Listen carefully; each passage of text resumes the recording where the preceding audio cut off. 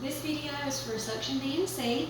What you're seeing now is the patient on the table, and we have already went off to sleep, okay? We've already done the assisting anesthesia with the cricoid and the mask and intubation, and now the patient is asleep. First, you're going to grab an arm board if it's not already on there. Snap it onto the table. You're going to put the patient's arms out. There'll be straps here where you can secure their arms on both sides, okay?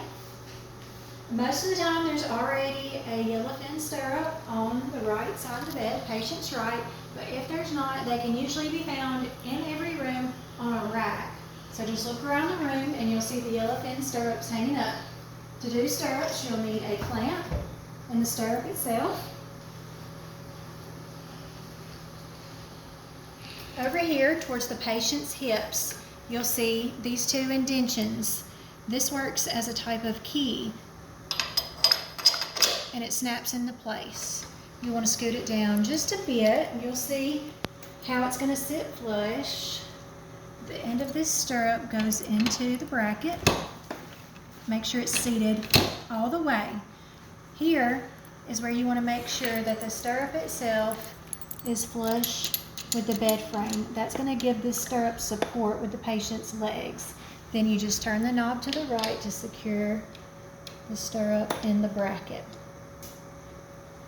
This is when you and your assistant will put the patient's legs up in stirrups.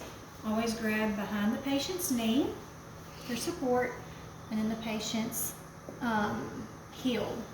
Bend the knee, drop the leg into the stirrup. Heel seated all the way to the back for good body mechanics. Velcro it down. You'll do this on both sides. If at one point you get into this case, you've put both legs up and you notice the body is not far enough down in the bed, you can, with the assistance and guidance of anesthesia, pull the patient's body down.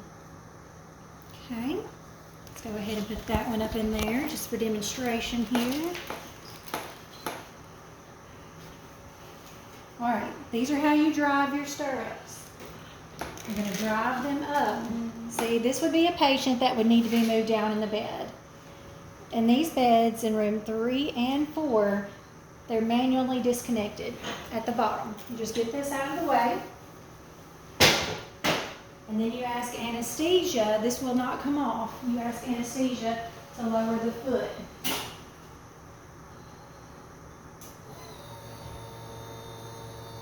And after this is lowered, you do your vaginal prep like you've been checked off on in C-sections. And you step away and the surgeon is ready to operate.